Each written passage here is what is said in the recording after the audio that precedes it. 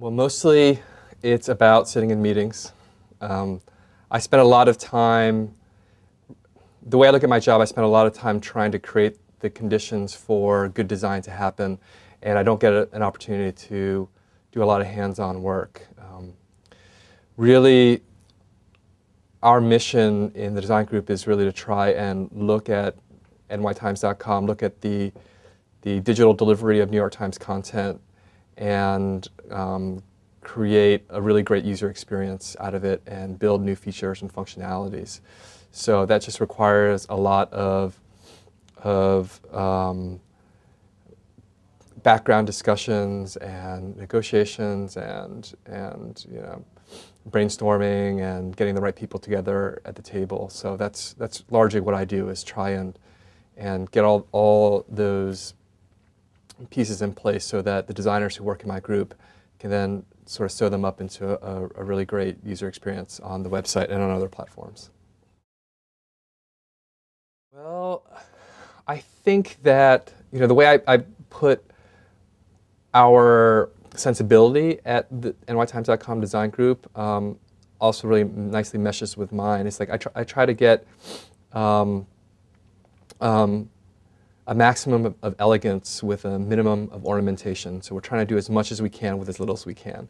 So that means using as many sort of native elements of whatever medium you're working in without trying to introduce other kind of flourishes, and making the most of those to communicate elegance and ease of use and efficiency.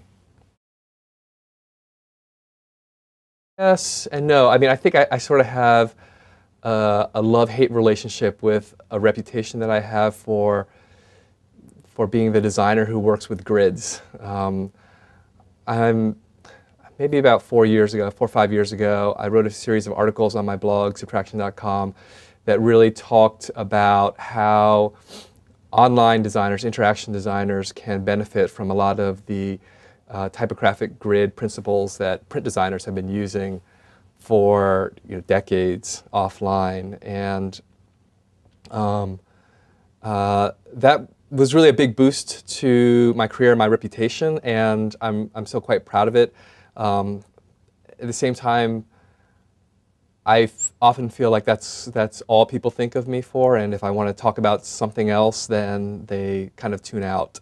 That's not always the case. There's maybe not a fair characterization, but from time to time it happens.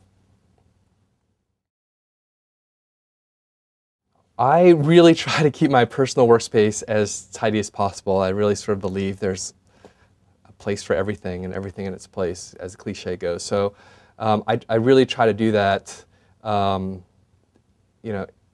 insofar as I can control it.